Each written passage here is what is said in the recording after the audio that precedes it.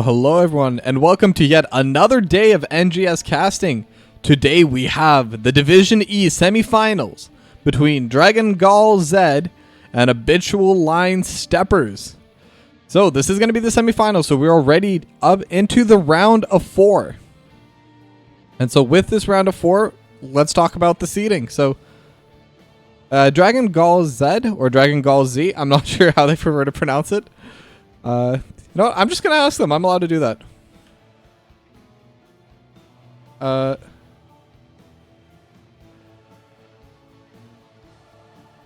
So, yeah. Anyway, so Gall Z is the number 1 seed, and Habitual Line Steppers are going to be the number 4 seed going into this game. And Gall is pretty far ahead of them as well. More than doubling their current points. Gall Z at 47 points with 11 dominations, only one single map lost this entire season. And Habitual Line Steppers is at 21 points, but have been doing a lot better over in that second half of the season. And for anyone that was here yesterday, we've already seen some upsets happening, so just gotta see if another upset can happen. Now, as you can see, we do have the map bans already. So I was also told it's Gall Z. And the map bans for Gall Z are that Alterac Pass and Volskaya Foundry. So I don't know if anyone in chat thought those two maps would be relevant, but they are going to be both banned out. And for Habitual Line Steppers, Battlefield of Eternity and Brax's Holdout are going to be banned. We are going to be banning away the first 3 in the alphabet. And now the map that was selected, and this was selected by the Habitual Line Steppers, is going to be Cursed Hollow. And now that map is a bit of a larger map. It's going to have a lot. So having those global pressures between Falstad, between potentially Abathur if you want to get really fancy, but more like the Dahaka and Brightwing, those are going to be very priority picks. And then on top of that, just being able to play well together, especially for Division E, being able to teamfight, being able to play on the same page, I think that's really what makes the biggest difference over at this tier. And that's kind of what I want to see from both of these two teams. I mean, they were both good enough to make the playoffs, and that's really what matters at the end of the day. Let's see how well they're going to play together, how well they're going to play as a team, and how much they're going to be able to just outplay the opponent over on this map with a macro and with a micro play. So we should be getting started soon. Everyone is already in lobby, just kind of waiting for the lobby to start. And I would also like to do a quick shout out. Well, I don't even know what to call this kind of a shout out, but fun fact. With this cast, I will have now casted every single division in the NGS this season. I only started, I believe, in week 6 or 7 of the NGS, and this is my first season in the NGS, so I'm very happy to have been able to cast this much, and also to have been able to see what every single division is capable of, what every single division has as their strong points, their weak points, so it's been a ton of fun, and I would like to give a huge shout out to the entire NGS community for having all of this organized, for being able to make this happen, and I'm really happy to be able to be a part of it. Yeah, so, but to remind everyone, this is going to be a best of 5 today, so we're going to have at least 3 games today. And up to a maximum of 5, and that means that there's really not that many maps that are still available if we do end up going to all 5 games. But we are heading into draft right now.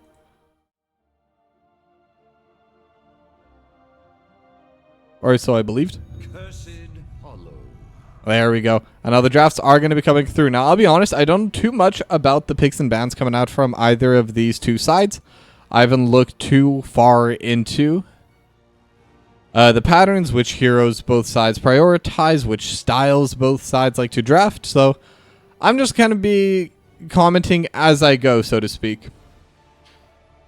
But one main thing with Cursed Hollow, I do believe Brightwing especially is a very good ban here. A very good pick or ban. Having that huge map presence, being able to move across the map with the phase shift is so important. And especially with the passive healing that's kind of constantly going around the Brightwing, I think it's a very big priority pick for Cursed Hollow especially. Now, what I'm very curious to see is whether both of these teams are going to try and target ban each other, or whether they're just going to be removing out from the meta. And I don't think it's going to be super obvious for me to tell right away, unless we see some very specific ban. Like, if I see a Tassadar ban, that's definitely not a meta ban. That is definitely a target ban. But otherwise, we do see that Joanna has been banned out by Gall Z. That's going to be a pretty solid ban. I mean, it's a very good tank, able to keep people off of the point. And specifically when you're trying to channel those tributes, the Blinding Shield is very good at just preventing that from coming through. Deathwing's also good at that, but Joanna is just a very powerful tank from beginning all the way to the end. Garrosh also going to be banned out by the Habitual Line Steppers. And to me, whenever I say a Garrosh ban, I always expect a Diablo to come out from one of the sides. I think Diablo is a very strong tank as well. And Diablo is hard countered by Garrosh. I think it's the only tank that Diablo really struggles against, as we do see the Brightwing getting banned out by Gall Z. And like I said, I did expect that. I think Brightwing's just a solid hero, and especially good on large maps like Cursed Hollow, Sky Temple, etc., etc. So now looking at it, none of the offlaners have been banned quite yet, so there's still a pretty wide pool for that. Same with the DPS. And Stukov is going to be the last ban. That Lurking Arm, very annoying to deal with. So back when I played in NGS, that was always our ban. Whenever my captain asked, what is your tilt ban that you just want to get rid of, whether or not it's good? And I would always answer Stukov. There's no cleanse on Stukov, which is kind of the weakness, but overall still very strong. And the Lurking Arm helps with the with all the combos, especially when you're playing those pick-off compositions. Now, Autumn is going to lock in that Sylvanas. Very solid DPS, and kind of opens up the map to some early cheese. As Leoric and Muradin are both going to get locked in for Habitual Line Steppers. So the front line is mostly set. Very possible they do go for that double bruiser tank lineup, which is the beauty of HOTS for me, having so much variety possible within the drafts. And within the styles coming out from each individual team. I think this is one of those MOBAs that has a lot more apparent team styles coming out from each individual player and each individual lineup. And speaking of which, Rexar, Mal'Ganis, both going to get locked in 2-3 for Gall Z. So these are very interesting picks to me. I think Mal'Ganis especially is very disruptive as a frontliner. All of the abilities that Mal'Ganis has are very short range, with the sleep being like a melee touch ability. And I'm not even sure what the other ability is called, where he's kind of like punching and smashing his way through. But all of that requires being up in the enemy's face and just dealing a ton of... and just really getting in their way, not really letting them do anything.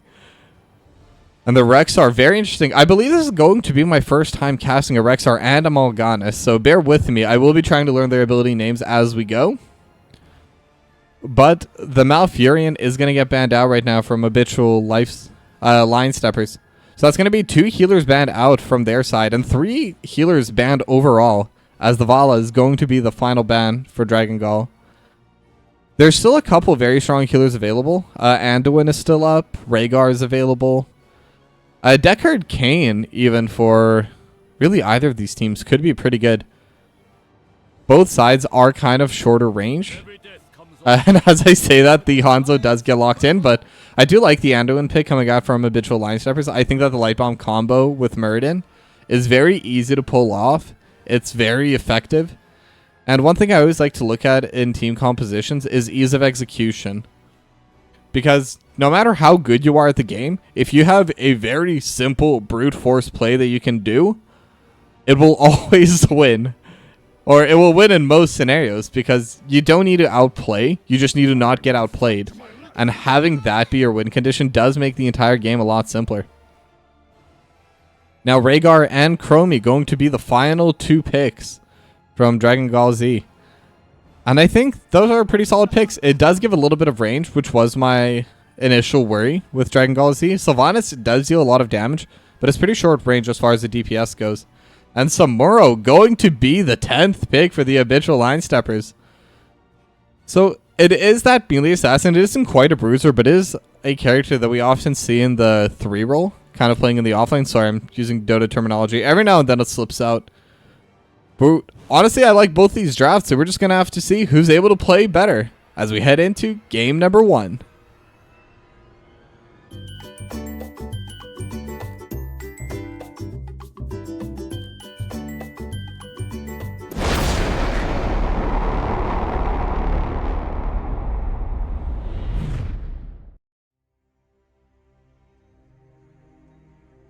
Alright, and we are just about done loading into map number 1. Cursed Hollow between Dragon Gall Z and the Habitual Line Steppers. Now, I'm very curious to see what the lane assignments are going to be from the Habitual Line Steppers. Because, like I say, Samuro can go in kind of any lane. And, in fact, they even ended up doing some swaps. So Ghost Dog is going to be on the Muradin, and Peldor is going to be piloting that Samuro. So we're going to have to see exactly how they decide to do this. Is Leoric still going to be the offlaner for Prosman Pad? Are they going to do a 1-3-1? Are they going to do a 4-1? With their team composition, it's very out in the open. They can kind of decide as they go and even start shifting it in the middle of the game. It does seem like they're going to start with a 1-2-2. Granted, Ghost Dog is just there to capture that watchtower. And now Soul Nova is dealing some damage over to Peldor. Let me just check the abilities. Night Rush, Fell Claws, and Necrotic Embrace. Doesn't matter too much. Night Rush and Fell Claws are going to be the 2 big ones. But they are able to get first priority right now in mid lane for Dragon Gall Z. No More Heroes has roamed up, just trying to help push in. And for the talent, it is going to be Simple Geometry. Going to be stacking up that Scatter Shot for the Hanzo. And once those stacks are complete, it will be bringing out a ton of damage as we head later into the game. Now, Autumn able to just shove out the wave very easily. That is one of the benefits of having that Sylvanas. Has a lot of lane pressure, has a lot of push.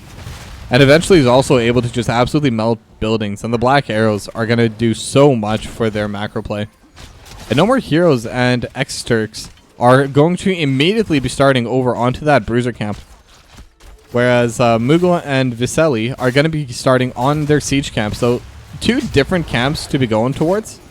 And it is interesting because typically you see the Bruiser camp taken a bit later. Just because it does take longer to finish it off. But I think right now they're not really getting contested onto it. They're able to heal it themselves up. So pretty good decision for them. Now I am curious how this top lane's going between the Leoric and the Bear. And the Rexar, I should say. And the Bear might go down. It would count as half a kill, I believe. Spirit Swoop. Misha Charge. And the Menpet. Okay. So Misha is going to be in charge of that top lane. I always forget that they're called Misha. I don't know why. But the Bruiser camp is going to be utilized over in this mid lane. It's going to be very difficult for Soul Nova to try and protect against it. They do have their own Bruiser camp just finished off on the side of Dragon Gall Z. To push in as the Fell Claws and the Night Rush going to be utilized. Exert going to get woken up almost immediately. But they're still able to kind of delay the push. Prevent them from really dealing any damage to the wall. As they did have this push coming out from the Bruiser camp. A lot of damage over on this bot cannon tower. But that's really all they were able to accomplish with those Bruiser camps. And now they're going to have to defend it themselves. And No More Heroes is going to be grouping up with Extrix to try and take down the siege camp. While Ghost Dog has been left with a clear duty for the Bruiser camp over in the mid lane. Now, Prosman Pat gonna be healing up a little bit as the trades are starting to really come out. And this topside siege camp is dealing so much damage. Just Soul Nova able to get the Fell Claws, but the Wraith Walk will come out in time. doesn't seem to have the tap available, so the first tribute will spawn, and I do believe Dragon Gall Z should be able to get it unless they get interrupted, but they are too far away from the side of Habitual Line Steppers, so will just be the first tribute going over to Dragon Gall Z. Now they are starting to group together. No real fight is going to be happening. A little bit of a trade happening on the bot side as Pelder is just trying to fight onto Misha and Porthos, but definitely not enough damage as the root does land on it too.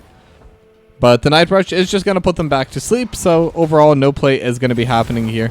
Oh, but the Fell Claw's not going to be able to knock up Xerx, but a lot of damage coming through from that Dragon's Breath. But with the Anduin heal, still is very healthy on health and mana, so won't be any kind of issue. Oh, but we do have a stun coming out on Pelder, and Pelder has to teleport out. Has taken so much damage.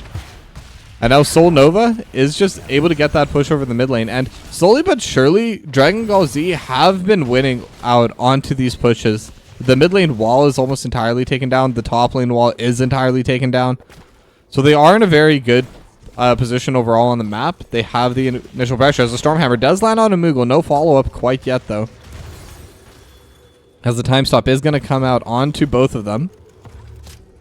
And now this is where the first fight's really going to begin. It is a 4-on-4, so going to be very interesting. We do have the slowing sounds already taken out for Dragon Gall Z. It is the level 8 for the Chromie. One of the main advantages of having the Chromie. And now the Night Rush is going to put No More Heroes back to sleep. We'll take one extra hit of the Dragon's Breath. And Power Shot lands on a Soul Nova as well. And look at all the DPS just coming out from both sides. Soul Nova already at half HP. And they're slowly starting to chip away at each other's health bars. Ghost Dog does walk in and is going to get stunned, but in the backline, the Chromie able to get the one kill. So that's a 2-4-0 in favor of Dragon Gall Z. And Viselli going to be channeling down onto this tribute. And that's going to be 2 tributes already finished off for Dragon Gall Z. They were able to get the teamfight victory, and they were also able to get the win for themselves onto the objective. And they already have 4 top. They're going to start onto this push.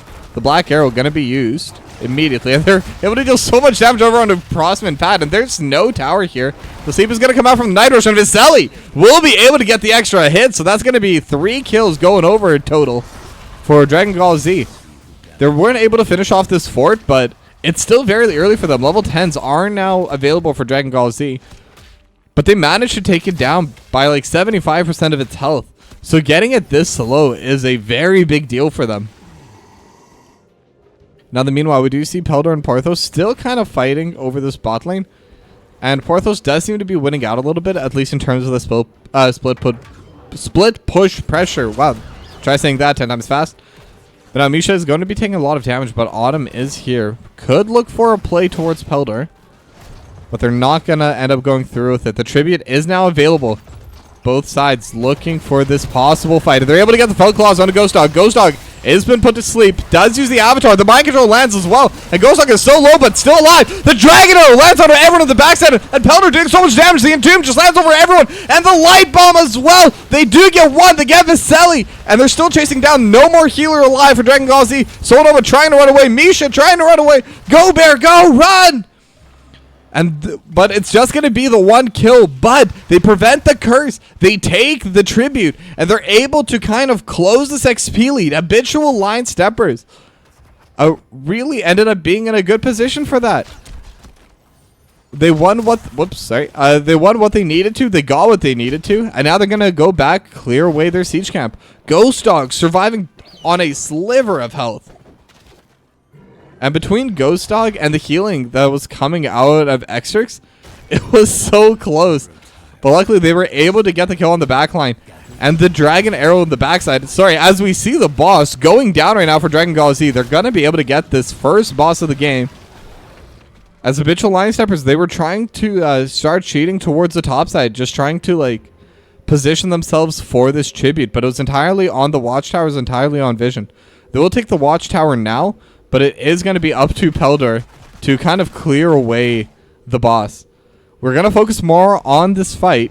It is going to be the 5v4 right now. Pelder not around. Currently rotating up, as we can see on the minimap. Ghost Dog going to use the Dwarf Toss just to get away. And Porthos is already channeling. Are they going to be able to cancel it out? Ghost Dog will miss, but the Entomb over on the top side. They do have the mind control. The light bomb hits as well. And the Dragon Arrow over top. And now Peldor is here as well. And they're all going to be starting to hit each other. Moogle already on half HP. Ancestral Healing will come out to heal them back up to full. Frostman Pad taking so much damage on the front line. They're able to stun Misha, but the sleep. And that's going to be the first kill of the fight going over. Peldor is still on the back line. They're trying to kite backwards, but it's so hard. Autumn taking so much damage, but the Dragon's Breath dealing a ton of damage from the distance. And just like that, that's going to be the curse. Moogle able to deal so much damage during that fight. Now, how much can they get with it?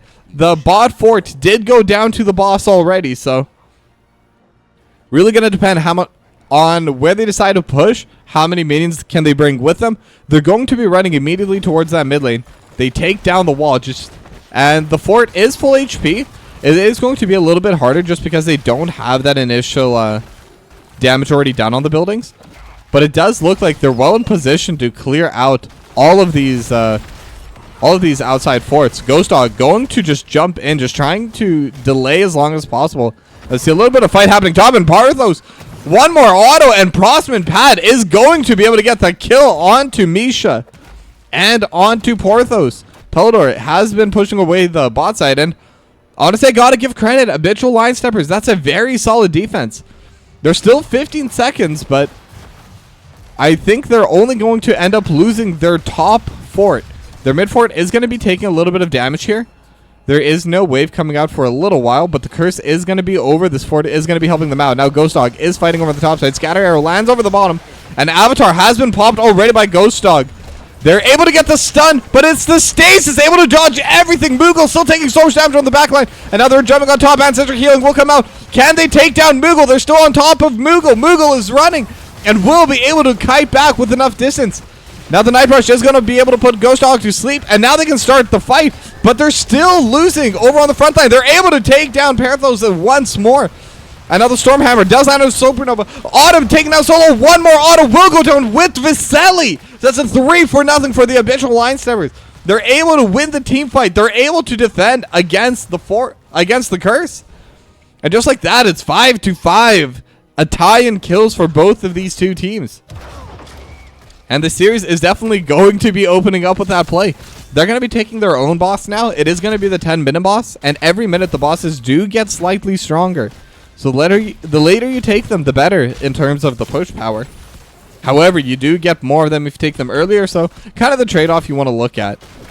But now in the meanwhile, Peldor is going to be shoving out that bot lane. It is only one level lead right now for Habitual Line Steppers. They will have a slight moment where they have those level 16 talents ahead of Dragon Gall Z, as Moogle and Soul Nova are getting the push over in the mid lane. Moogle trying to get a little bit of poke, but will not be able to reach onto the fort. Ghost Dog just used the Dwarf Toss to get over the wall, but the main event right now is going to be that boss shoving in the top lane. They will clear out their Bruiser Camp on the side of Dragon Gall Z, but this boss may be able to just finish off this fort, able to get onto it with still most of the HP intact. It is going to be a little bit difficult for them to clear this out. They will have to force their way in just a little bit more for Habitual Line Steppers, as the DPS is coming through from Autumn.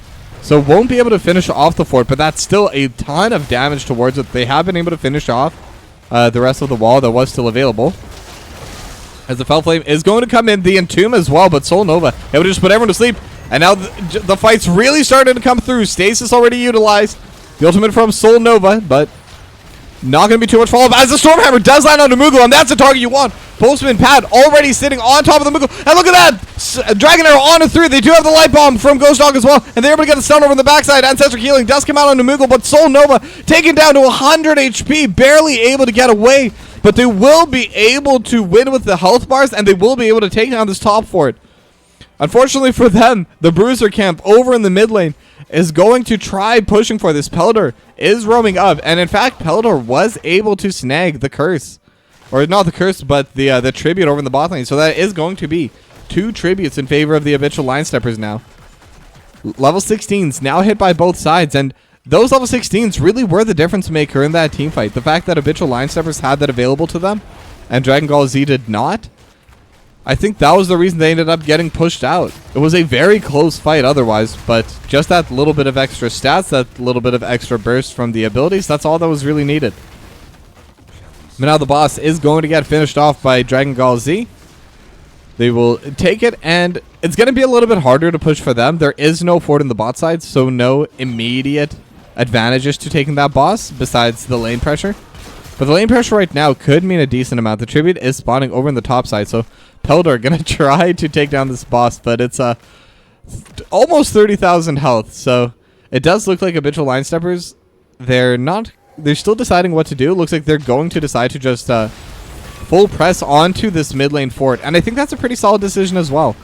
They're going to be able to get the wall, and Ghost Dog even trying to cover for them, prevent the easy rotation. Able to get half the HP, but now Soul Nova, how much can he get with that? Has the claws coming through. The Wraithwalk is going to let Prosman Pad get away, so they will lose the tribute, but that's kind of expected. Peldor is going to be able to clear out this boss shortly. We'll be able to take down most of this bot side wall, but at the end of the day, you're kind of okay with that. You don't end up losing any permanent changes in terms of like map pressure, in terms of how much minions are spawning for Dragon Gall Z. So overall, not bad. They were able to get a bit of damage themselves onto that mid lane fort. And if they're able to get any kind of advantage towards the mid lane, they'll be able to kill that fort very quickly. And now the Dragon's Breath gonna deal a little bit of damage to no more heroes, but Soul Nova looking for the play. Has the Fell Claws, able to land it on it too, and able to land it again onto the two, and just consistently going. No more heroes, just gets absolutely blown up. Soul Nova. I was not expecting a full killer to come out. I have not seen the Morganas played super often, but those Fell Play are doing so much. The Fell Claws are such a powerful tool. Stormhammer is going to land on the Soul Nova. Now we do have the Life Drain coming out as well. The Entomb as well. But the Carrion Swarm going to be utilized. Postman Pratt not going to be able to stand in with it. And Peldor taken down so low, but the fight is still happening. Viselli taken out so low. The Ancestral Healing will have to come out. Has to be utilized onto that Rhaegar. But now the Fell Claws, once again, Soul Nova just permanently knocking everyone up. And just like that, they're able to get the tank. And they're going to be able to finish off Postman Pad as well. And that's a 3-0 for Dragon Gall Z. From start to end of play.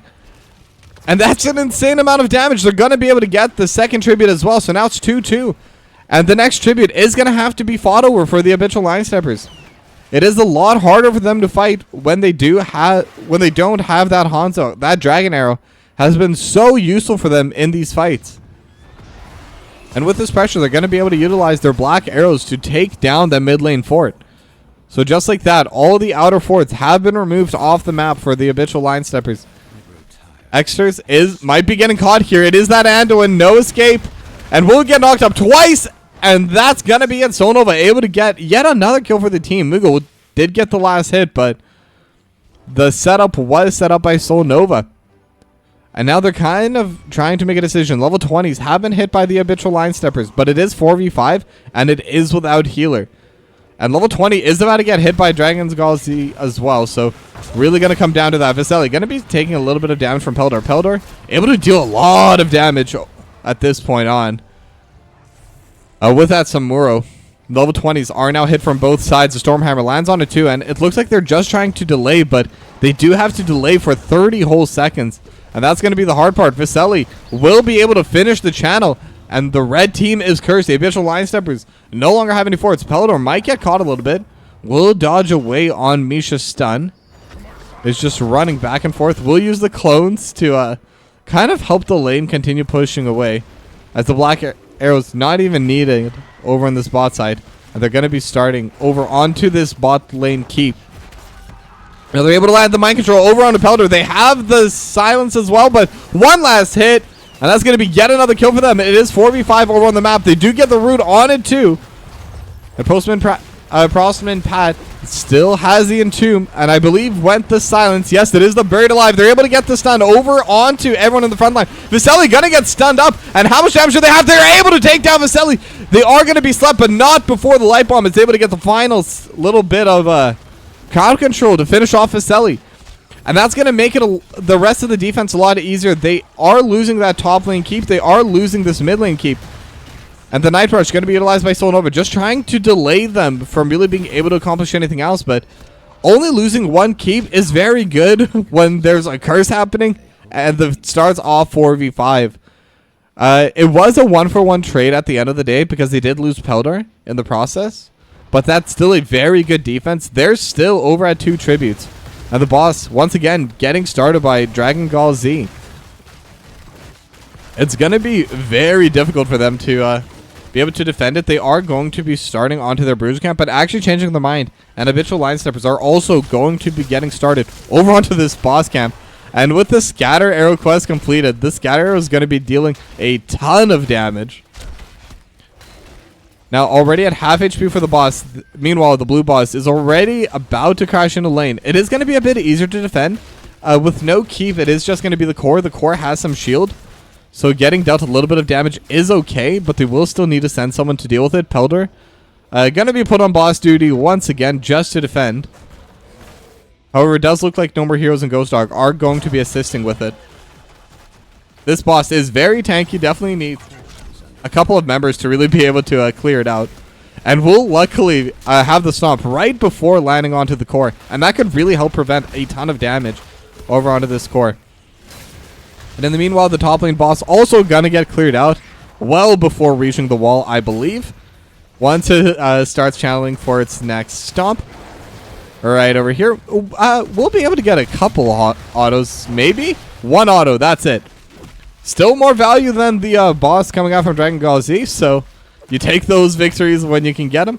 Level 22s are now starting to come out from both teams, but levels no longer matter that much. What matters is just positioning, lane priority, and teamfight execution. We do see all 5 are already near that tribute for Dragon Gall Z.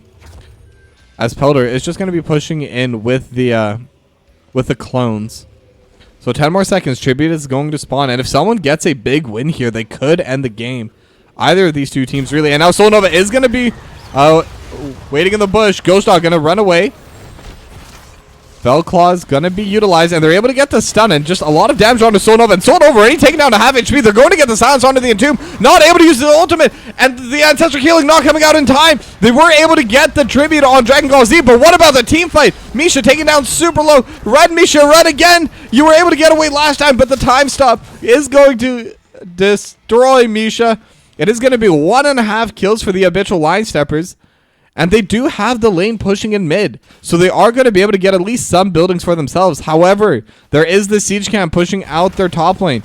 They may end up losing their keep during this. Peldor is resetting right now, so going to deal with that top lane.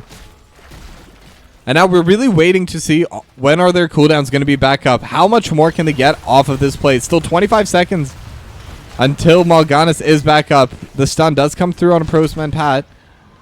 But the wave clear is just too good. Between Autumn and between Moogle, there's way too much damage that they can deal onto this wave from a distance. The next tribute, however, is spawning. It is going to be that 5-on-5 once again. So they were able to get themselves that mid lane push. They were able to get themselves a little bit more priority on the map. And all they need is just one of these curses. And they can really even the game back out, because if they're able to get even 1 keep for themselves, it would be very big for them, as there is a massive wave stacking out on that bot side. I don't know if it would be enough to destroy the core, especially if they're able to win this curse, but it is something to watch out for, as you have the time lapse and the mind control leap of faith utilized in time. Prostman Pad going to be okay. Peldor is on the backline, jumping onto Viselli. And they're all grouped together. They're not looking for the play quite yet. And they're able to get the Entomb onto 2. And just like that, the Stormhammer and the Light Bomb, everything lands onto everyone. And they're able to get Bisha and the Rhaegar and the Sylvanas. Autumn's down as well. Ghost Dog starting to get down a little bit low. Might go down here. Ghost Dog will go down. But in the meanwhile, they're able to take the curse. So it is still, a very close fight. But Exert and Prostman Pad taking out solo. Peldor has to come back to try and help push them away. And now, how much more can they get off of this? So it is 1 DPS taken down and the tank down from each of these 2 sides. Peldor already going to be grouping towards this mid lane, just starting to whack away onto this wall, while the rest of the Habitual Line Steppers are going to be pushing out in this top side. The slowing stance not going to be able to land onto anyone quite yet, as Peldor is just kind of ignoring Viselli trying to defend against it. Does have that spell armor, so not too worried about Moogle either. And they're going to be able to get a decent amount of poke. And incidentally, they're also going to be able to get a lot of lane pressure back in their favor. So even if they don't end up getting too much, just the mid wall is already pretty decent for them. And sorry, we missed a kill. Soul Nova goes down. I was not expecting that. Entomb was utilized. And with that silence, it's so difficult to play into it. And Viselli taking out Solo as well. Mind Control gonna land. Dragon Arrow is available and will go wide. So that is a very large pickoff to get. The top wall and the mid wall have gone down. And there is a decently sized wave over onto this bot fort. It is still up, still available. And without Soul Nova, it is going to be difficult to defend this boss steal that's going to be coming out from the Habitual Line Steppers. 30 seconds left on that respawn timer. And they are nowhere near that. They are just going to be grouping up, taking that siege camp instead. Deciding that it's much easier to defend against the boss than it is to try and fight a 4v5 without your frontliner. So this boss will get secured by the Habitual Line Steppers. They do have the boss going down. And Peldor was able to finish off the bot fort in the meanwhile. So this is a pretty big moment for them. They're not going to be pushing in with it. It seems like they would rather push in a different lane. Maybe take their own boss that is also still available if they want that. And they're just going to let Peldor get the priority over in the bot side. And let the boss kind of deal the damage on its own as they take down their own in the top side. So there's going to be two bosses going over for the Habitual Line Steppers. So it is going to be decent. They're going to have two bosses pushing out. And this wall is going to take a huge beating. It is the 24-minute boss now. So they're going to be dealing a ton of damage. Not going to be able to take down the entire wall. But the gate is gone and the bot tower is gone. And now they do have this top lane boss pushing in as well. Oh, the push has already started by Prostman Pat. It is going to be in towards that siege camp, but the siege camp is not going to be able to land any kind of damage at all. The boss is just ignoring these waves. The bruiser camp also going to get finished up by the Habitual Line Steppers as they now have mercenaries pushing in every wave or in every lane. So now the tribute is going to be spawning. And this will not begin the curse for either of these two teams. So just being able to get it is not going to matter too much for this one. But it will set them up for a later play potentially, as this top keep is going to get collapsed upon by the boss. Won't be able to finish it off, but we'll be able to get a decent chunk of damage. About half HP. Maybe a bit less. No, yeah, about half. Half is fair. And now the tribute is going to spawn, and no one on Dragon Gall Z is near it. So that's really what they're going to end up trading, as they do lose the rest of the bot side wall. And Peldor going a little bit too far in may have misclicked, and Peldor is going to get rooted and is going to get finished off. So I believe that was a misclick to jump over into the clone that was behind the wall. But honestly, dying right now isn't the biggest deal as long as the team does not get collapsed upon. Soul Nova is definitely trying, but no more heroes. Able to just jump over the wall. Ghost Dog has the dwarf toss, so they will be okay. They still have all of their waves pushing in for them. There's no objectives up on the map yet. Tribute is starting in 30, but Peldor is going to be back up in 35, so if they're able to delay even a little bit, they will be able to get that 5v5.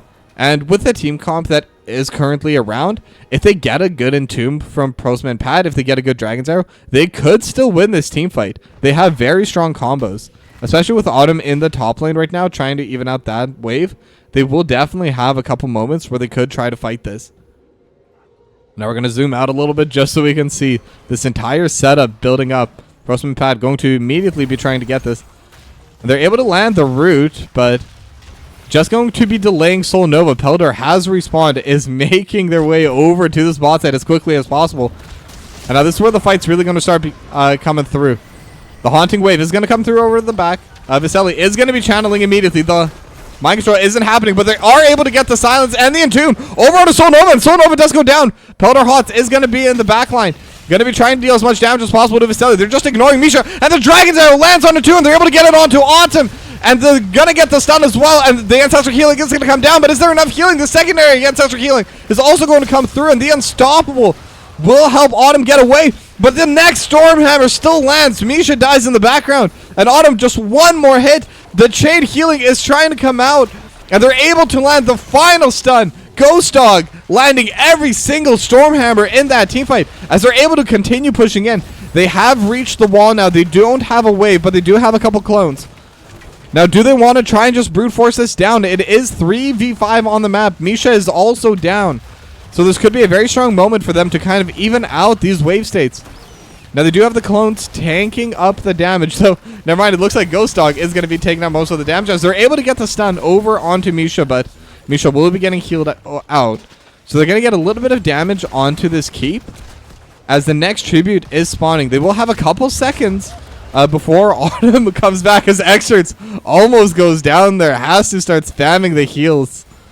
We'll be okay. It is the Anduin, so definitely we'll be able to save the healing. And just like that, the next tribute is spawning. There are 2 tributes already taken by Dragon Gall Z. It has spawned now. The bot keep is kind of taking a little bit of pressure, but they will be fine. There's no wave coming anytime soon. And Pelder is on the back line. They do see Pelder, though, will be able to dash away in time. And Pelder was enough of a distraction that Prosum and Pat was able to take that second... they were able to take that second tribute for themselves. Now the bosses have respawned on the map, and it does look like Habitual Line Steppers are now starting to move through. We are at almost 30 minutes now. Both these teams kind of hesitating to go for the final kill shot to win this game, but right now this might be it. Ghost Dog, Prosman, Pat, looks like they're trying to bait for the boss, or they're looking for a potential fight once the boss gets hit. They are pinging that bush, so they're going to check with Misha, and they're going to check the Dragon's Range as well. They were able to get a pretty big slow, but the Wraith Walk has been utilized, and the Stasis is going to be utilized by Porthos as well. Misha is still taking a lot of damage, but Pelder is just going to get hit away. Now Ghost Dog is on top of Porthos, taking down to half HP. Now the Ancestral Healing has been utilized, so Porthos is going to have the secondary Ancestral Healing as well, but the Entomb lands on a 2, and they have the Light Bomb follow-up by Pelder. But they've already lost Prosper and Pat, so it's 1 for 1 so far. But how much more damage can happen? Misha is at around 600 HP. Can they finish off this front line? Pelder just will be able to finish off Misha. And now the Stormhammer, once again, Ghost Dog landing it on multiple members. Viselli going to be slowed down as well. Porthos, there's going to have the mic control landing over on the Ghost Dog, and no more heroes at 300 HP. Viselli going to get rooted up as well, but they may have to go back. Their core is at 88%. The blue team has been cursed, so this could be a good moment for them to try and get the waves pushed out. They won't need to worry too much about their core. However, these siege camps are still going to be dealing a ton of damage. There's no more heroes. Is back now. Going to be reset and going to take down all of these siege minions that are pushing in through the top side. And that's kind of where you start seeing the 2 keeps that are missing right now from Habitual Line Steppers are making a huge difference. Pelder able to get over on the back side. Just going to be threatening them. Just trying to keep them on their toes. Saying, hey, just so you know, I can come in from behind whenever you want. But Pelder is going to still get taken down around 2/3 HP. And they're really not getting anything with this curse. Right now, all waves are getting defended. The curse was pretty much utilized just to be able to get the waves back in a state where they can really continue pressuring on the side of the Habitual Line Steppers. And now the boss has been started up by Dragon Gall Z, so this could be a potential moment to fight. But it does look like the Habitual Line Steppers want to come through. Dragon Gall Z, they're just going to be able to take this boss for free. And Habitual Line Steppers are going to be running up top, and they're going to take their own boss camp at the same time. So bot side camp, our bot side boss is already pushing it. This is a 60,000 HP, 31-minute boss. If this boss gets to your core, that's it. You are not going to be able to DPS this fast enough. I think Habitual Line Steppers really need to start resetting. They are going to be able to take their boss, and all the hearts are coming out right now. All 5 members coming out from Dragon Gall Z, and I think this could be it. This could be the team fight to win the game. And if Dragon Gall Z are able to win this push, they will be able to win the game. But Habitual Line Steppers, if they're able to defend against it, their boss will also be able to finish off the game if they can just delay as long as possible. But it's going to be difficult. The boss does get onto the core, almost full HP. And look at the damage. I think this is it. I think the game is done. This boss is going to be too strong. Is a team fight happening right now on the backside. But I don't even think it matters. The Autumn is going to get hit over to the backside. The Ancestral Healing comes out. But the boss dealing too much damage. Dragon Gall Z going to win game number 1.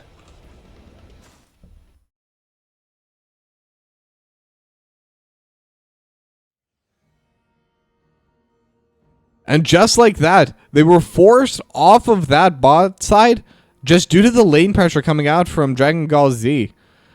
And with that, they were able to grab that final boss. And once it's 34 minutes in, you are not going to be able to fight that boss. That boss is going to absolutely destroy your base. There was no keep to rely on. There was nothing. Because they weren't able to take that boss down early enough, it is just going to be a pretty anticlimactic finish for Dragon Gall Z. But that is still only game number 1. We still have at least 2 more games coming up shortly. We're going to go to a short break, but when we come back, it'll be game number 2. Don't go anywhere.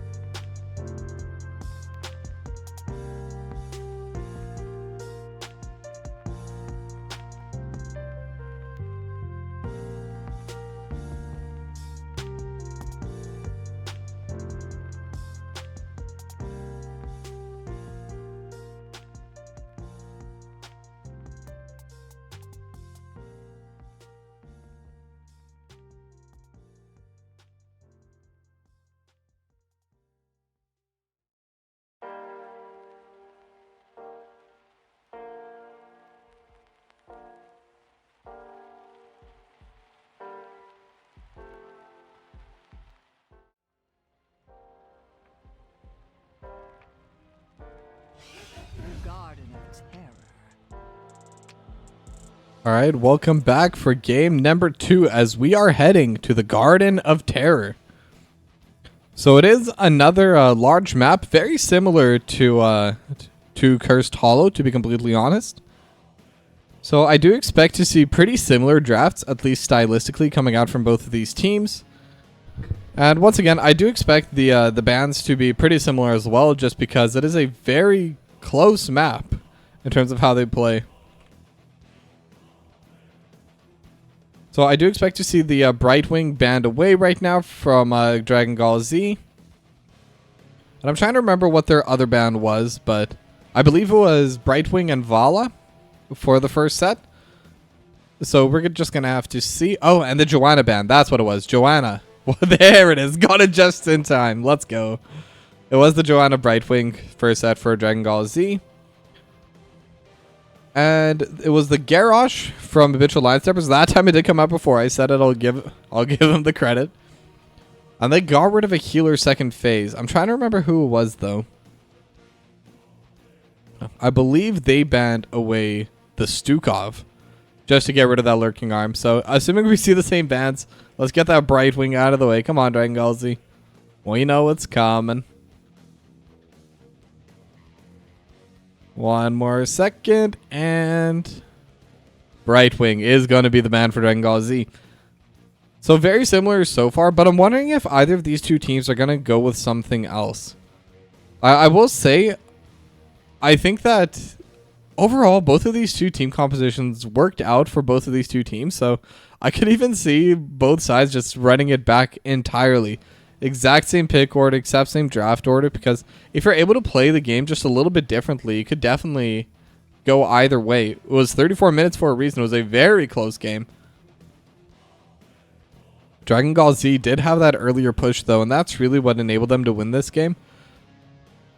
Just constantly having those side lanes pushing in on their own, able to apply so much pressure against the Habitual Line Steppers.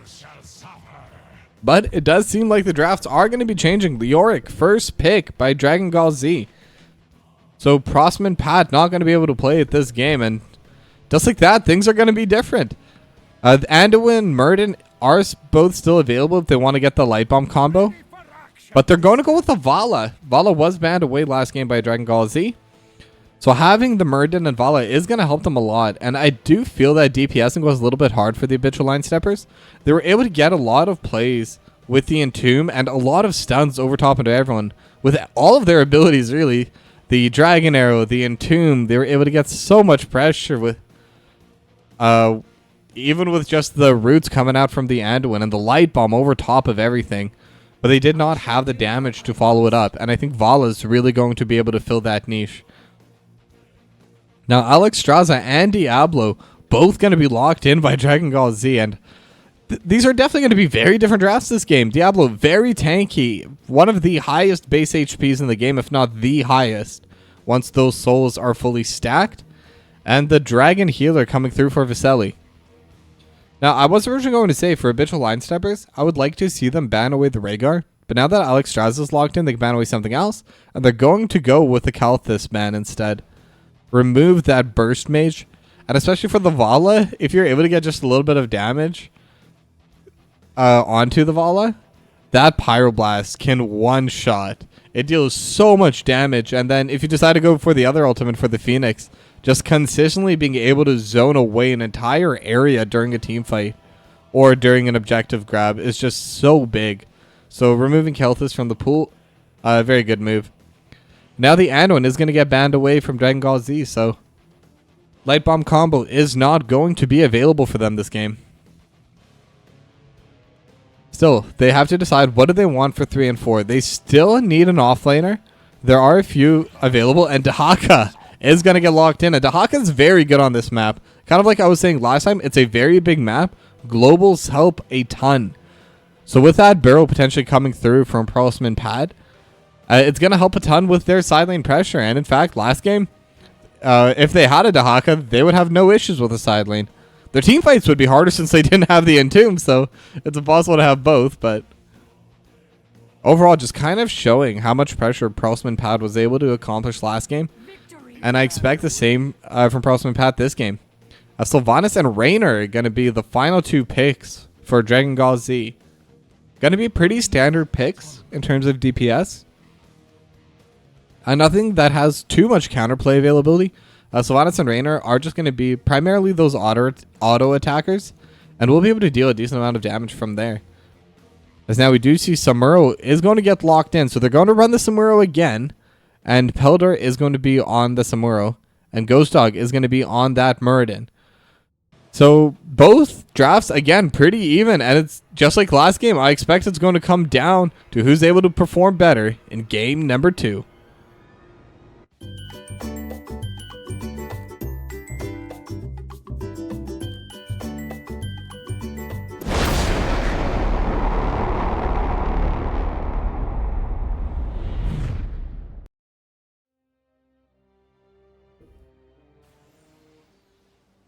Alright, we are loaded into map number 2, Garden of Terror, between Dragon Gall Z and the Habitual Line Steppers. So I believe this time around it is going to be a little bit more apparent in terms of the lane setups from the Habitual Line Steppers. I think Peldor should be grouping up with the team a bit more over the Dahaka. Just because the Dahaka is kind of able to group with the team whenever. Just from that what's it called? The Brush Stalker. I've always been calling it the Burrow. I don't know why, but it's just kind of stuck in my head now. So it's going to be a 1-2-2 start coming out from the Habitual Line Steppers, but a 2-3 start from Dragon Gall Z. Peldor just going to be scouting mid. Gonna deal a little bit of damage over towards Autumn and a little bit over onto this wall. Nothing too substantial, but they're going to be grouping up with Peldor now.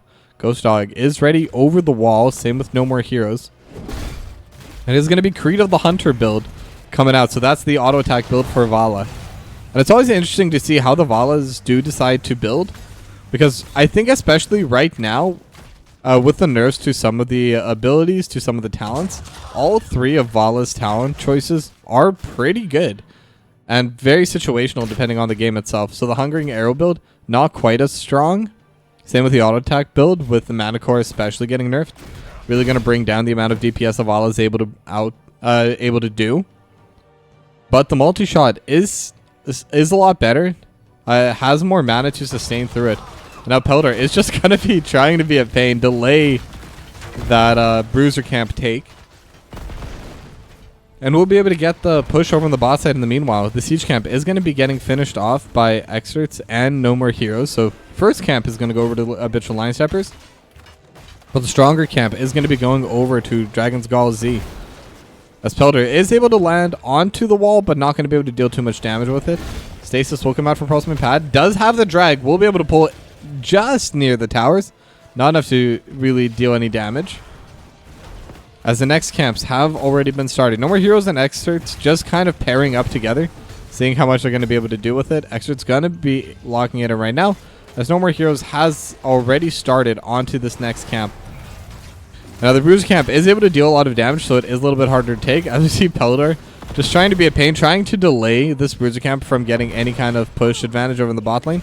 As the first seed is going to be spawning over towards this bot side. As we see Moogle finishing off that Siege Camp as well. And now the Bruiser Camp is going to get locked in by Excerts. So every single camp has now been taken by both teams. Peldor just trying to delay this push. Bruiser Camp actually taking a decent amount of damage.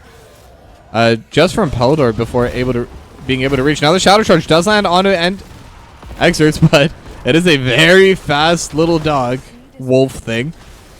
So we'll be able to get away in time. Rhaegar is very fast. Very difficult to combo out unless you land the stun with that Shadow Charge. But Solnova was not able to this time. And now this is where the pressure is really starting to come out. Prosman Pat already onto this wall. Going to be dealing so much damage.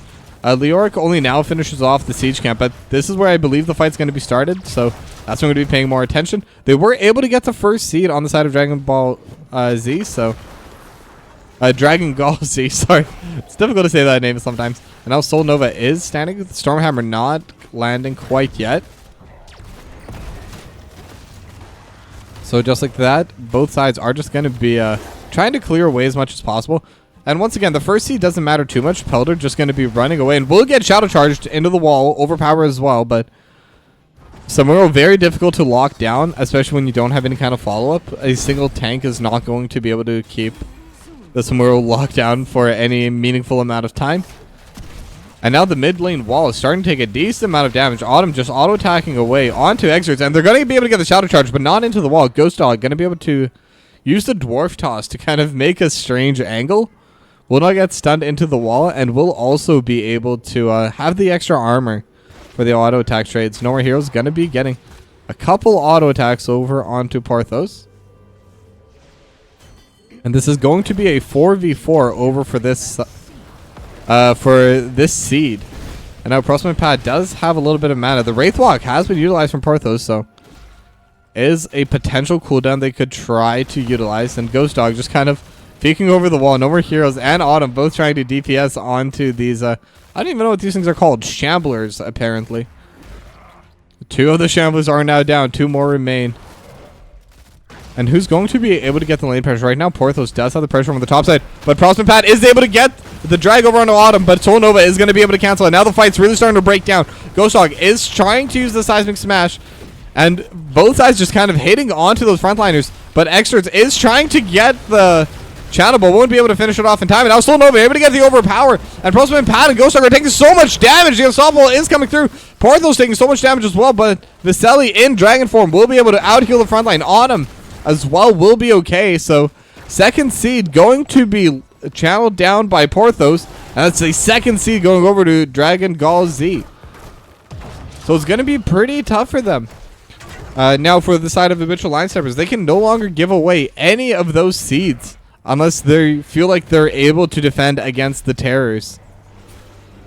They do have a slight XP lead, so that is something they could try and utilize. They will have level 10 a bit earlier, but I think that right now the XP is so close together that even if they are able to get it first, they're not going to be able to channel it into anything super meaningful in order to either get this, get these Terrors, or in order to be able to really utilize the pressure they get from it.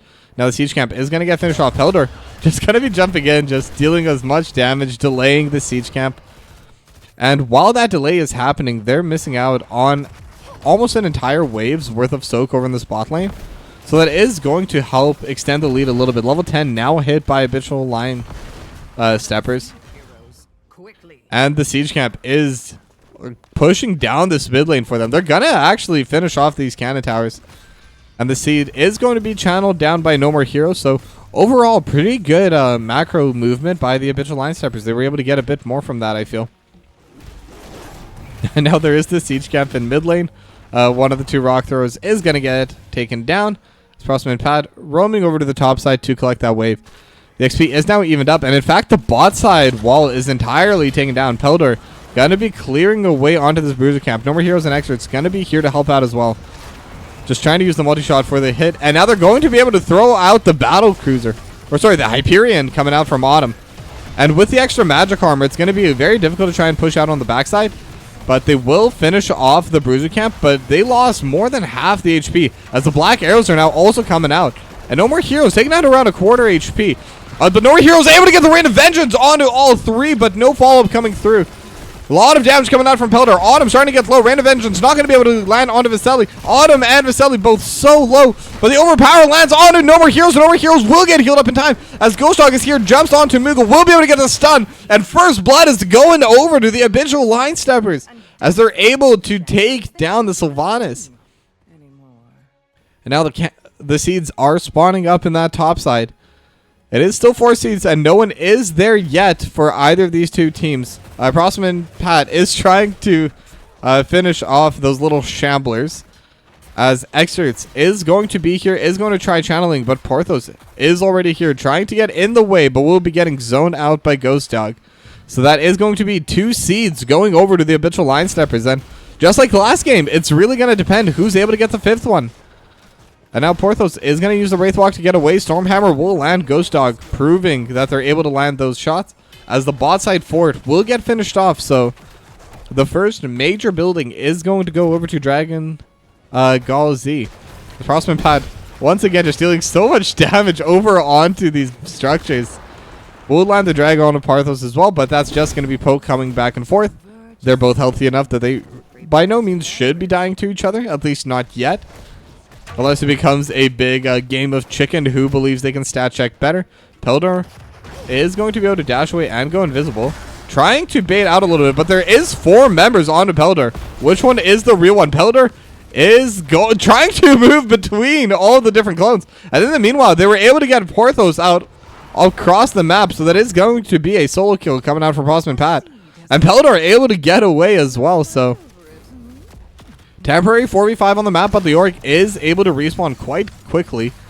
Level 13 talents as well for Habitual Line Steppers. Rain of Vengeance lands and the Stormhammer onto Solnova, but will get healed up as Extras is trying to finish off the channel. Hyperion going to be utilized. Will it get there in time? Extras, no, will not be able to finish the channel. Now in the meanwhile, the Avatar has been pulled off. Same with the Ancestor Healing, but the Apocalypse not going to land only onto Ghost Dog. Rain of Vengeance lands on 4. Now Pelter trying to deal damage in the backline. The Entomb is sticking onto Ghost Dog. Extras doesn't have the healing, but will be able to run away.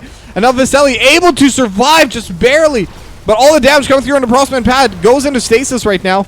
And the healing coming out from this Alex Straz is just too much. Exterts is starting to go low, and that's going to be 2 taken down by Dragon Gall G. And Peldor, 1 or 2 more autos, 427 HP. And Autumn is going to channel that final seed.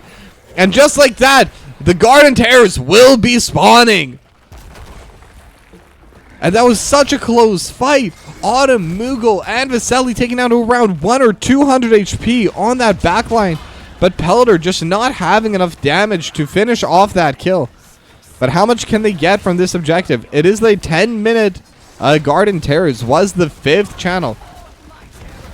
Mid-wall already going to get taken down. And this is where they're bringing in the vast majority of their team. It is the 1-3-1 split right now between top, mid, and bot. Now, each individual Garden Terror doesn't have that much HP. If they do group together as 4, they will be able to clear it out. However, right now, this top side is starting to get pushed down. Peldor decently low as well. Autumn could even look to pressure Peldor out further. But they will be able to finish off the mid one. The top one has also gone down. But in the meanwhile, Porthos already onto this bot side wall has the seed to disable the fort and the walls. And now Exerts tries to jump onto Porthos just to kind of delay the push. And they will be able to finish off the final terror. So overall, no new main buildings getting taken down, but the bot side wall getting taken down super low. The mid fort even taking down a half HP. Same with the top fort taking down to about 3/4. Pretty value. I think they would have liked to get at least 1 true fort down. Or maybe even the keep. But I think the keep would be a little bit difficult just because it is so deep into their base. Lots of travel time. But I think they can be happy with this push. They were behind in XP. They were behind until that play. And this will definitely help open up the map for them. As both teams are now grabbing all of their different camps across the map. Porthos might be getting caught a little bit here, but does have the Wraithwalk just to be able to get to safety. Will even be able to regen back to full HP as if nothing happened. As the siege camp also getting finished off. And now they do have the Bruiser camp coming out into the top side. If Ghost Dog is going to be able to help pressure this lane out a bit. However, 4 members from Dragon Gall Z are going to be moving up top too.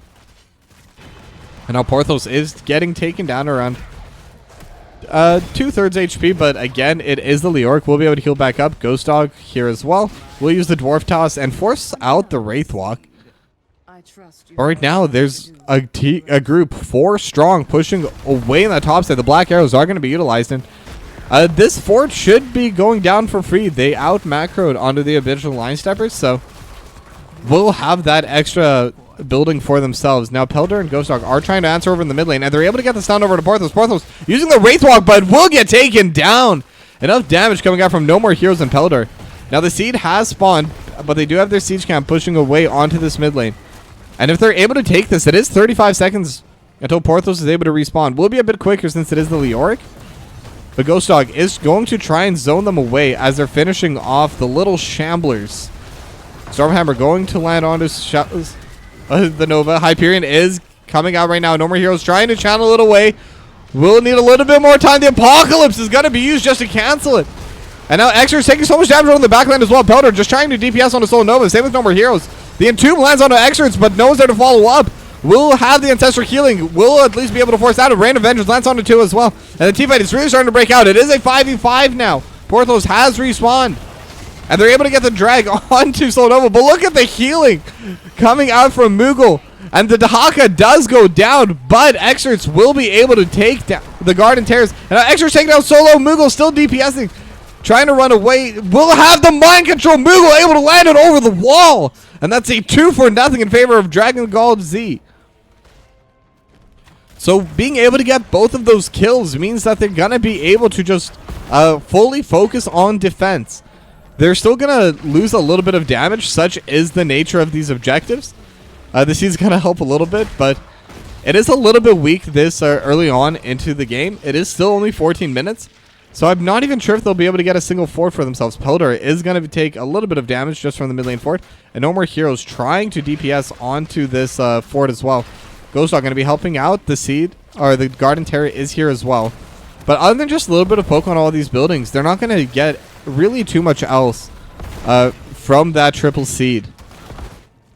The lanes will push out for them, and they didn't lose anything despite losing the team fight, so that could be considered their victory. But overall, really good team fight and good defense from Dragon Gall Z to let them really take no lasting damage from those Garden Terrors. So now it is going to be 0-0 for the seeds. Neither side has any right now. Level 20s are on the horizon. Dragon Gall Z half a level away. Habitual Line Steppers are starting to go towards that as well. Manticore is available now for Habitual Line Steppers, so that Diablo is going to melt a little bit. It has been nerfed. It is no longer 5% of the max health, but now 4%.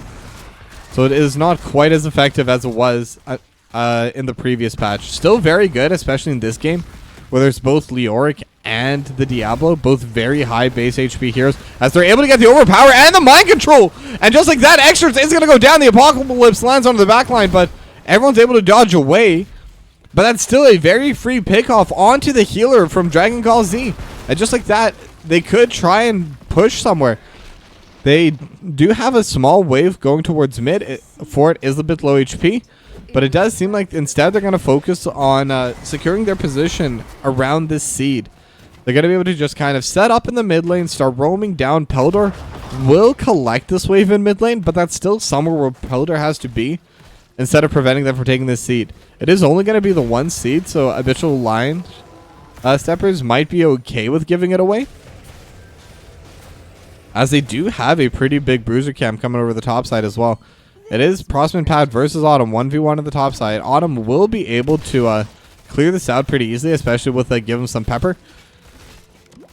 And the drag is not going to land, and that was really the only threat. Once the drag is down, there's not too much Autumn, or there's not too much kill threat for Prosman Pad onto Autumn, unless Autumn makes a mistake. But Solnova is running up top, does get the Shadow Charge, but no overpower, no follow-up is available. Siege Camp going to get finished off by No More Heroes, as they are going to start pushing out the Bruiser Camp from the bot lane themselves.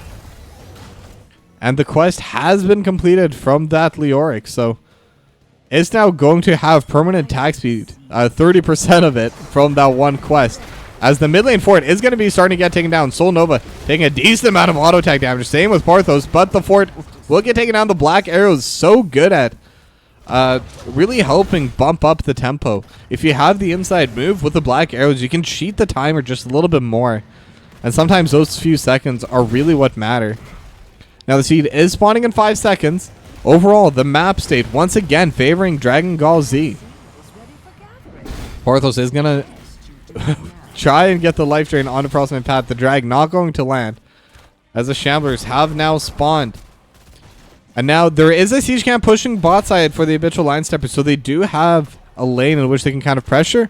However, they're not able to walk in, so that is just going to be the seed getting taken by Dragon Gall Z, who are now at 2-0 in terms of seeds. If they're able to get one more, the Garden Terrors will spawn, and they should be able to get a lot of pressure down on the map from it. Peldor now grouping up behind Porthos, just trying to auto attack onto it. And look at the damage coming out from Peldor. It's going to get healed back up a little bit by Porthos, just due to the nature of that Leoric. But overall, a ton of damage is able to come out from Peldor. As he is in the brush, Solnova going to check it. May have seen Peldor trying to sneak in.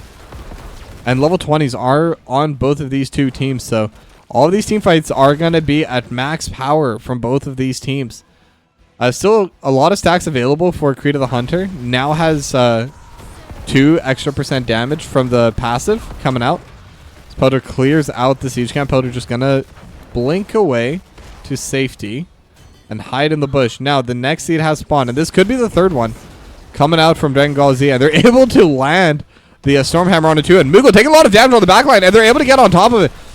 Now the teleport has been utilized by Solnova. The Apocalypse lands as well. No More Heroes is going to back away from the Apocalypse. Mind Control lands over the backside. They're able to get the drag, but the Entomb lands on the exact person you wanted, and the Hyperion just dealing damage on all 4, and Centric Healing not going to come out in time. Ghost Dog able to get the stun, but the Rain of Vengeance lands onto 3, but cleansed immediately. And now they're on the backline. Moogle taking so much damage from No More Heroes, but No More Heroes is going to get Shadow Charge, but Solnova will not continue. Does not have the overpower available. Peldor, can you delay it? It will be difficult. It is a team of 5. Ghost Dog running in as well, trying to stop Porthos from finishing us off, but they're going to get the Shadow Charge into the wall, and now Solnova taking damage from No More Heroes, but there's just no damage coming out from the Vala. The healing is too strong right now coming from Viselli. And just like that, the Garden Terrors will be spawning. How much can they get with this? This could even be a game-ending push if they're able to play it right. They already have the wave shoved in top. They have a wave shoved in mid. And they're going to be grouping themselves over on this bot lane, as they are trying to get this push started. Ghost Dog jumps into the backline, trying to delay. Peldor gonna be over the backline as well. They're able to get the stun under Solnova, but Solnova getting so much healing, and the Entomb and the Mind Control. They do have the Ancestral Healing coming out. Ghost Dog will have the second charge as well, so will still be alive, but the DPS just too much, even through 2 sets of Ancestral Healing. And a Prosperous Pad also gonna get taken down. Peldor trying to deal damage in the backline, but Viselli is keeping the team so far alive. And they're going to get onto this keep, but their top keep gone, their mid wall gone. Their Garden Terrors are dealing so much damage on every side of the map and every single lane. And they could push for the end. It is 3v5. The teleport has been utilized by Solnova. Will get the Shadow Charge, but the overpower will keep Helder away from the stun. But the Hyperion going to be utilized. And with the Garden Terror, 2 Garden Terrors, it is going to be game number 2 going to Dragon Gall Z.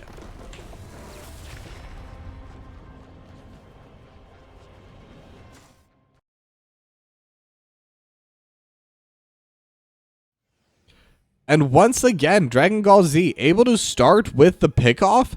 And after getting those pickoffs, they were able to just blow them away with the objective. They play really well with the objectives that they're able to get and the wave states that they have. So it's a 2-0 right now for Dragon Gall Z. So they are going to be on match point. Now we're going to go to yet another short little break. But when we come back, we're going to go to game 3. But before we do that, I want to give a huge shout out. Viselli, 67,000 almost in terms of healing.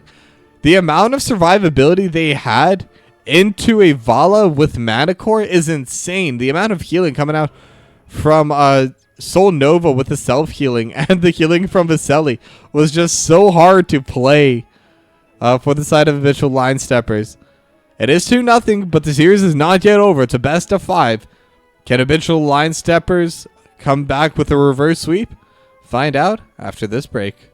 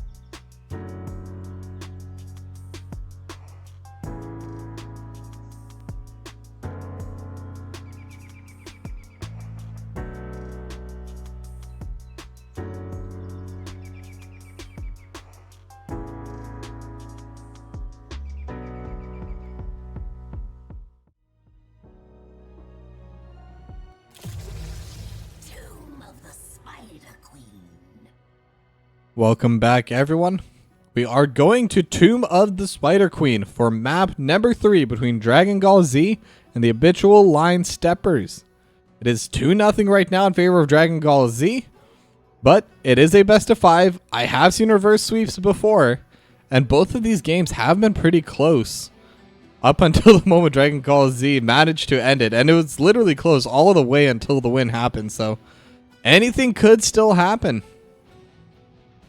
Before I begin, huge shout out to Moogle Life and Shotgoon. Thank you very much for the Prime subscriptions.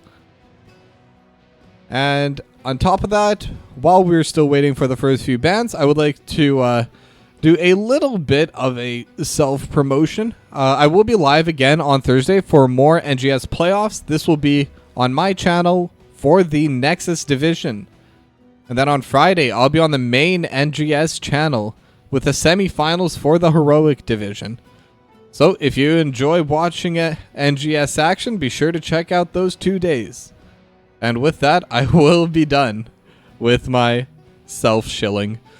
But now, going into the draft, Joanna, Garrosh, once again, going to have the same 2 bans. Brightwing should be coming next. Dragon Gall Z, don't disappoint me.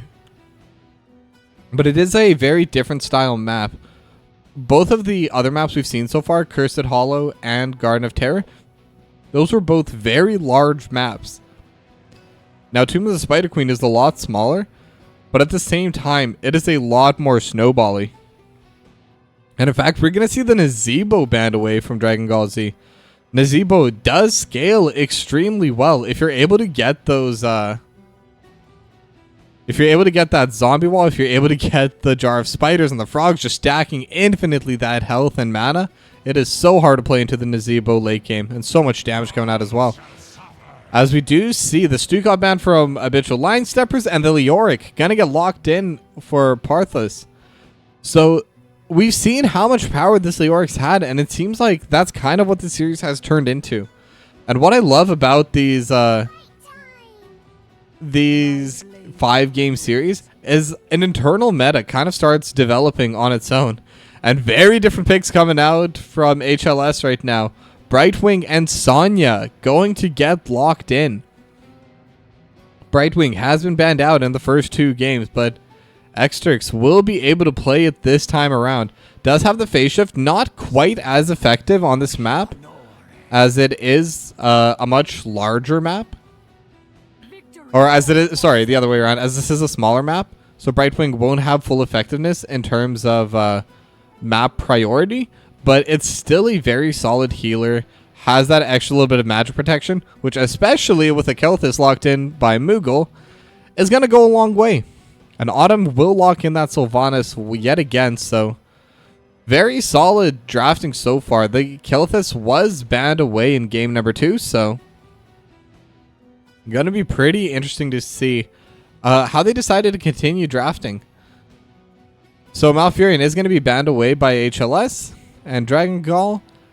They could still ban away a tank. Muradin has been played all 3 games. However, there is no possibility of an Ando and Light Bomb combinations unless they go double healer, but I'd be very surprised. So they could elect to get rid of one of the DPSs. Hanzo is very strong on this map, but nope, they will decide to get rid of the Muradin. Just preventing Ghost Dog on that hero yet again. It is a bit of a comfort pick, but the instant lock-in for Stitches and Junkrat. And now this is going to be a very interesting combo, because that Junkrat trap, if you stand on top of it on Stitches, you can fully get them caught in the trap, then concussive mine them backwards, and then if you want, you can still gorge them. So the possibility with this Junkrat Stitches combo is very high if you're able to land the hooks onto the correct targets. And that's where the difficulty is going to come in. The Diablo frontline, the Leoric frontline, it's going to be very difficult to try and go on them unless you're able to pull them behind a wall. And Leoric does have that Wraith Walk, which makes it even more difficult.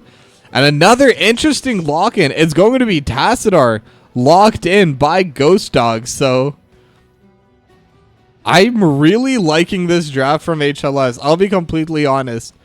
I don't know if it's going to be enough to get them that extra win, but it is definitely an exciting group of heroes.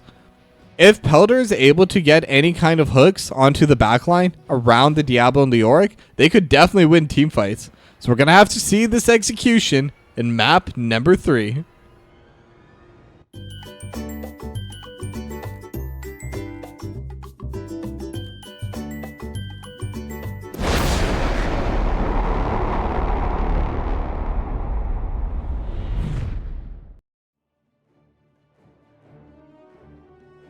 Alright, and we are now in Tomb of the Spider Queen.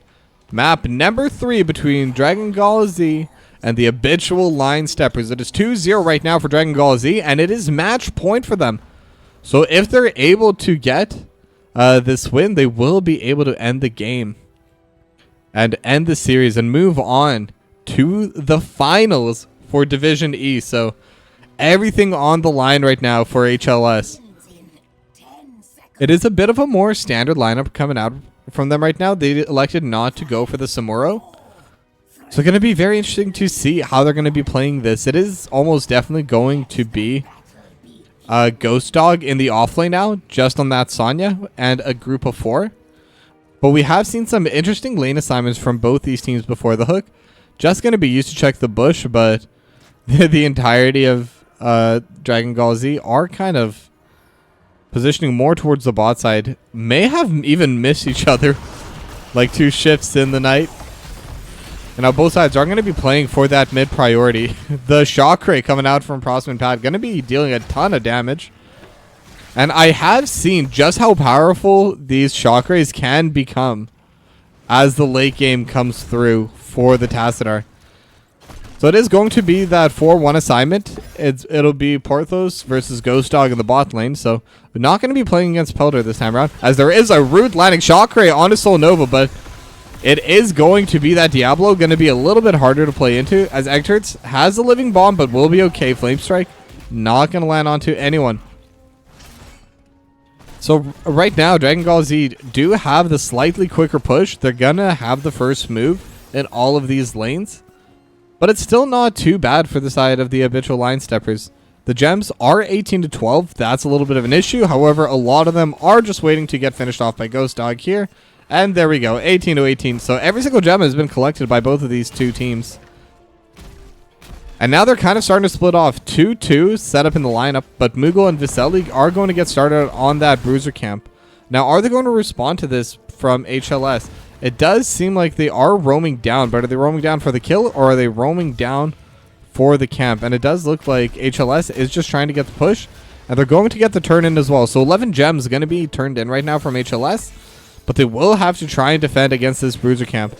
Ghost Dog is going to be starting on the Bruiser camp as well. We'll have the extra healing coming out from Exterx, and that little bit of extra damage from the Brightwing always helps as well.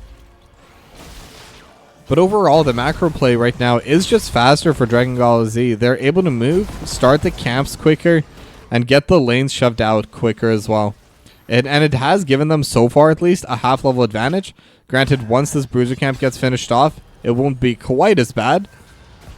So about a quarter-level advantage coming out from them. And once this mid-wave goes down, it'll get even out further. But it is still something.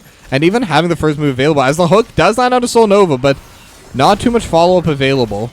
And it is going to be a slight issue in the early game, especially if the Junkrat is not positioned and ready with Pelder. But they have the Bruiser camp pushing out this mid lane, and they may even be able to crash onto Parthos, who is sitting at 16 gems. No More Heroes is going to try and turn in, and the Ancient Spear is going to land, just dealing a little bit of poke damage to Parthos. And Pelder is going to turn in another 4 with Exterx, turning in another 11. So a lot of gems are starting to get turned in, but they're able to get the overpower into Pelder, but Pelder will be able to back away. Shadow Charge is going to come through, but not going to get too much value out of it. Flame Strike going to land onto Pelder as well with a living bomb. But the Phase Shift will heal that back up to full. So, the end of the day, no harm, no foul. Ghost Dog is slowly pushing through into Porthos. Viselli is going to come down. Top up Porthos with some health.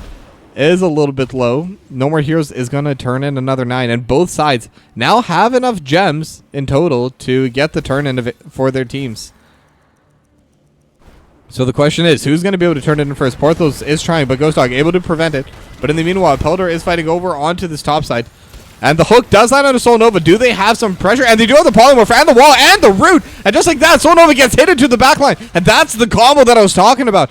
Having that trap and that concussive mine deals so much damage and just such a long time to keep someone stunned up. And they lose so many gems with that death. They did get 9 turned in, but they do lose Soul Nova in the process. And they're able to get the hook onto Autumn, but no time to follow up. The Snap Trap only coming out now, as Ghost Dog able to turn in the final bit of gems that is needed to summon up the Web Weavers. So the question is, how much can they get out of it? It is 4.5 minutes, so these Web Weavers aren't going to be too powerful. Taking down even one set of walls is going to be pretty big for HLS. If they can do it, that's already a win for them. And this is a snowballing map, don't forget. So if you're able to get a fort or two throughout the course of the game, that could be a huge position for them to try and win off of it, just by constantly keeping the pressure away from the turn-in points. And they're going to be shoving in 4 top. They should be able to finish off this map as the Cyclone and the Flame Strike lands onto Xers. It's trying not to group onto the team to spread that living bomb. And the top side wall will go down, and the hook barely misses. Moogle able to sidestep that. And now Peldor, they're going to be able to knock Autumn into the backline. And Autumn taking so much damage to Shockwave, but the healing comes out in time. Viselli proving that Alex Straza is able to deal, but able to heal so much during these fights. Autumn, by all rights, should be dead. And now the next hook will go off to the side as well. But look at the damage they were able to deal. Now the Concussive Mine able to knock Soul Nova back, but is still very healthy. Able to get the overpower onto Peldor, but Peldor also very tanky. Does have the healer, no more heroes. Has the setup, and the phase shift will bring Peldor back to full. But they were almost able to entirely take down this top lane fourth. Less than 2k health remaining on it. Trying to land the hook on a Moogle, but they're going to be able to get the Flame Strike landing on a Peldor. Same with the Living Bomb. Shadow Charge able to push Peldor right into that Flame Strike. So really well played. Not enough to get the kill since they didn't have any more follow-up. Moogle that is the one weakness of the KT. Once you utilize your combo, you don't really have anything else. Granted, that combo is usually enough if you have follow-up, or if you land it on a squishy. Level 10 has now been hit. Moogle is going to get landed on by the Shock Ray, but not enough DPS right now. Overpower going to be utilized. Same with the Apocalypse. Not going to stun onto anyone except the Mind Control and the Entomb onto Ghost Dog, and Ghost Dog will go down. The Shock Ray fighting over in the top side at the same time, but level 10 now going to be hit. Black Hole lands onto 3. And Riptire coming out from the side is just going to be used for poke. Viselli and Autumn going to get chunked down a little bit. And Viselli is going to go into the dragon form. And now Peldor has been overpowered back in the lane. And the body blocks are coming through. And the Shadow Charge into the wall. And Peldor going to go down. And the Snap Trap onto Moogle. They're still dealing damage. No More Heroes is dealing a lot of damage with those grenades. And that's one of the main strong points of Junkrat over on this map. Able to consistently stop the Web Weavers from spawning. But Xerts is going to get hit though. Not going to be able to land with the Mind Control. And a lot of damage in the knockback onto Moogle. Barely surviving that. And the Web Weavers are spawning. They will be able to get just a little bit more damage onto this fort. Look at that. Look at those minions go. Go, minions. Go, minions. In fact, they might be able to end it. And they will. They will take down the top lane fort. Wasn't a lot of health available, but overall, still very good for them. Now the Web Weavers have spawned. The bot wall is already gone, but Ghost Dog not getting pressured out. Should be able to just DPS it on their own. Same with this mid lane Web Weaver. And the Shock Ray dealing damage onto Porthos, and Porthos at half HP. So the real pressure is going to come out from the top side. The Riptire going to be used just to damage onto that Web Weaver. Now Peldor is starting to get hooked back. Will get the Black Hole on top as well. The Apocalypse has been utilized. Lands onto the backline. And Xerts with the Pyroclasm is coming in. Xerts, no! Will go down. The Brightwing is going to die, but they still have the rest of their team available. Black Arrows is going to be dealing a ton of damage. Prospman Pat just has about 500 HP. Trying to walk away. Will get hit by the Flame Strike, but there is no Living Bomb talent on top of it yet, so will be okay. But it is going to be both sides now missing their top lane fort. So what's the damage in mid lane? Wall is still there for both sides. Bot wall is gone for both sides. So map state is pretty even. XP very slightly favoring Dragon Gall Z. But the main advantage they have right now is they may go for the double turn-in. And Ghost Dog is watching. Might be able to cancel the final one. If Soul Nova isn't able to get it, as the Ancient Spear does land, but Excerts is dead. But the leap gets interrupted by the mind control, so Ghost Dog is not able to land it. And Ghost Dog will go down. And what a perfectly timed ability. Moogle will go down over the top side in the meanwhile, but the mind control preventing the leap from landing onto 4 members really helps save that team fight. Now Porthos is standing in the front line. Will be able to get the overpower on the Pelador. And just tanking a lot of damage from both those sides. The hook not going to land. Riptire is still coming out. Soul Nova going to take a little bit of poke from that. They have 46 out of the 55 gems. So even though they weren't able to spawn those web weavers, just getting that turn in, you can no longer lose those gems. Once they're turned in, they're turned in. And might not matter because Soul Nova, not interrupted, will get those web weavers spawning. And now we're grouping back into the mid lane. So it's going to be that second set. And this is where the snowball effect comes into play. As soon as you're able to get that double turn in, it becomes so difficult to play against it. Now they are going to be doing the 1-3-1 Ghost Dog, trying to get this bot lane shoved out as quickly as possible. The further push the lanes are, the sooner the web weavers will spawn, because they will always spawn onto the enemy wave. So they're going to be grouping together, trying to take down this mid lane. And they do have the Bruiser Camp at the same time. Shockray lands over top of everything.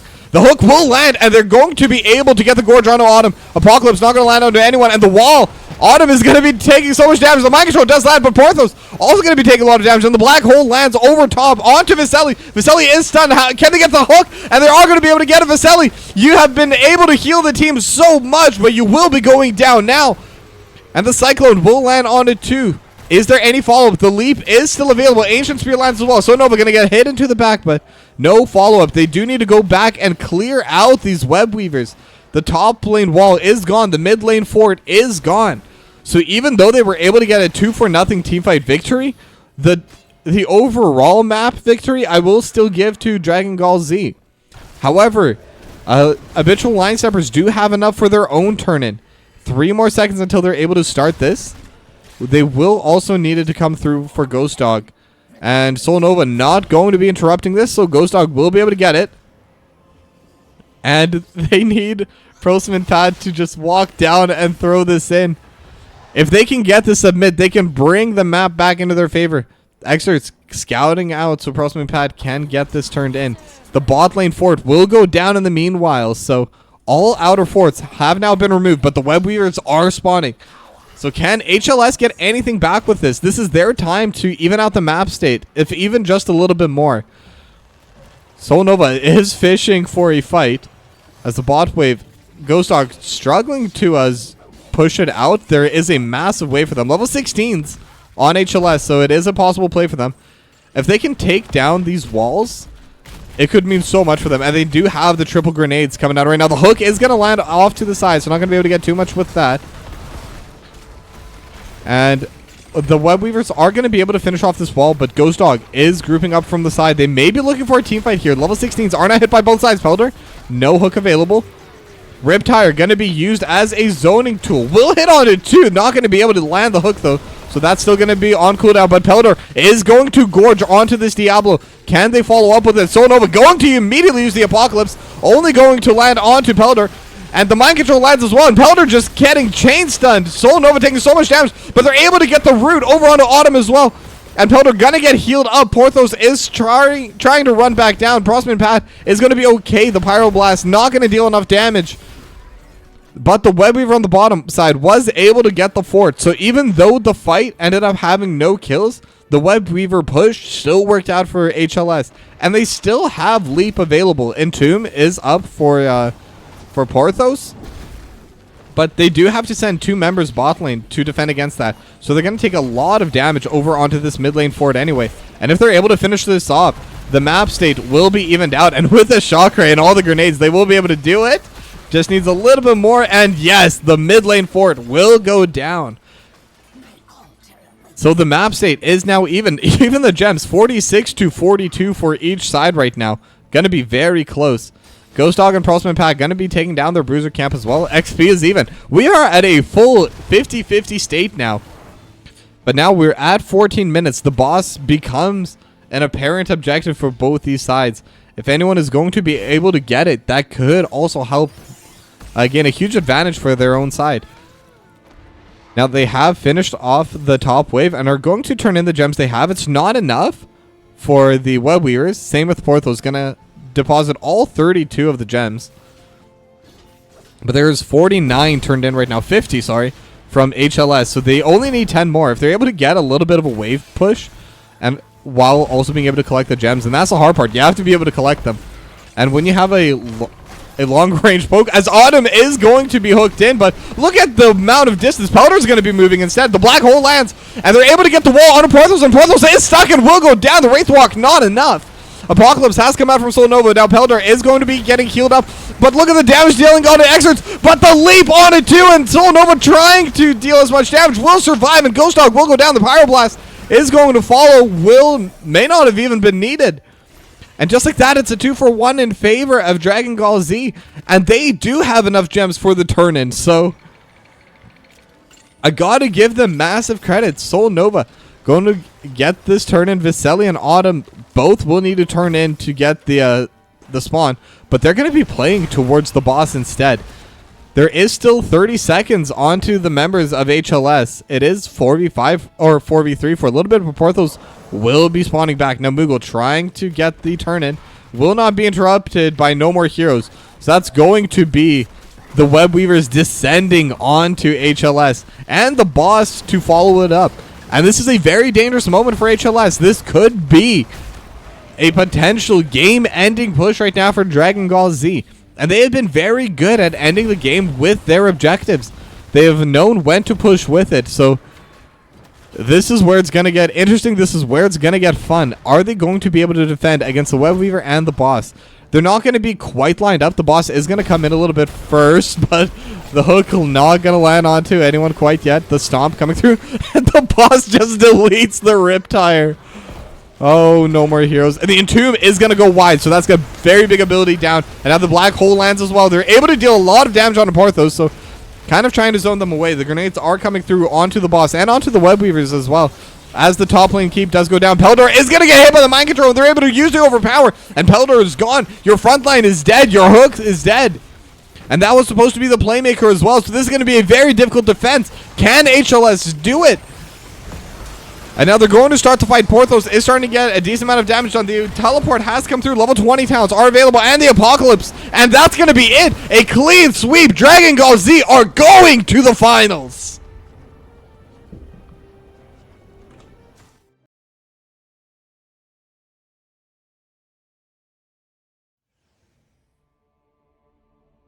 And just like that, a clean 3-0 sweep for Dragon Gall Z. They are going to be going to the Division E finals. And even with these playoffs, are yet to drop more than 2 maps during the entire season. But HLS, considering the position they were in, being the 4th seed and starting out 0-10, they have done so well for themselves. They have put up a very close fight against the #1 team in Div E. So if you're on HLS, don't take this too hard. You have come a very long way, and you are going to go further next season. I want to see every single player on this lineup and on Dragon Gall Z continuing with NGS for future seasons. Now that being said, my name was Tokibi, and I gotta say thank you very much for watching this cast. There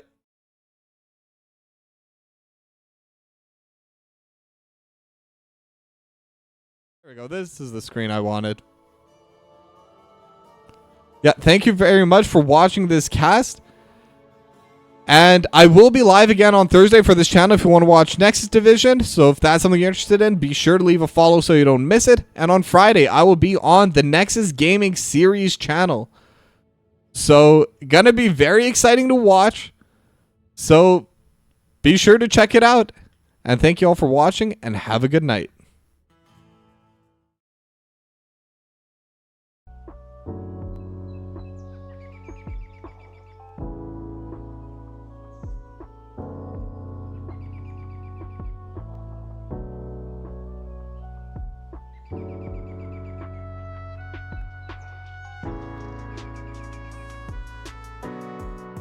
channel.